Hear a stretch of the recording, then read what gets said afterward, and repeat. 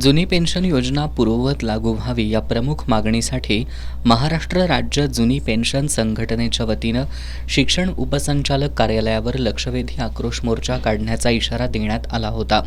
त्यानुसार आज जिल्हाध्यक्ष मंगेश धनवडे यांच्या नेतृत्वाखाली कोल्हापुरातील टाउन हॉलपासून मोर्चाला सुरुवात झाली. मोर्चात पांढऱ्या टोप्या परिधान केलेल्या महिलांची उपस्थिती लक्षणीय होती. दसरा चौकापासून सुरू झालेला मोर्चा शिक्षण उपसंचालक कार्यालयावर आल्यानंतर मोर्चाचं सभेत रूपांतर झालं.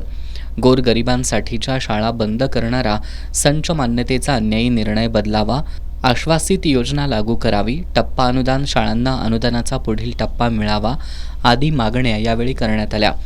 या मागण्या मान्य झाल्या नाहीत तर कुटुंबियांसह विधानभवनावर मोर्चा काढू असा इशारा आंदोलकांनी दिला.